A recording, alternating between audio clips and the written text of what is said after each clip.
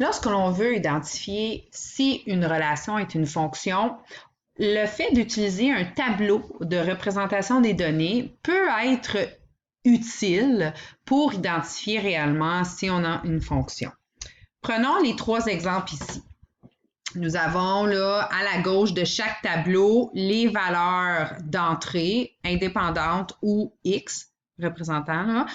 Et aussi, on a à la droite les valeurs Y ou les valeurs de sortie ou les valeurs dépendantes.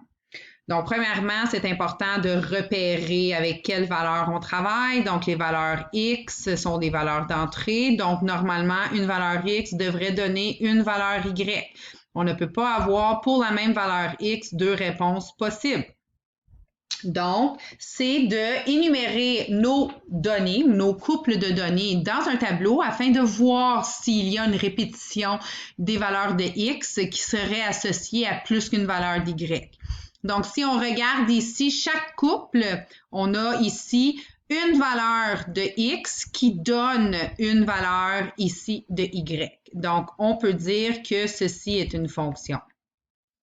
Si on regarde ici encore les valeurs, soit les valeurs d'entrée, les valeurs de sortie, si on veut être un peu plus spécifique, c'est les valeurs de X, Y.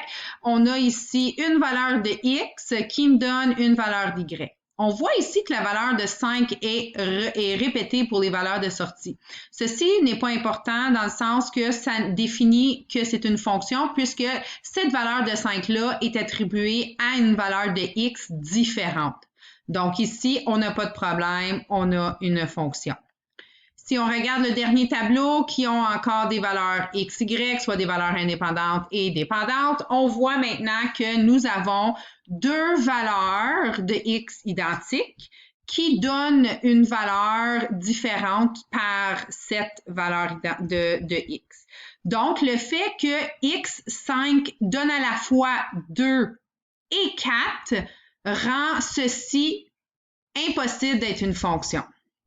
Donc, ce n'est pas défini par une fonction, ceci est une relation.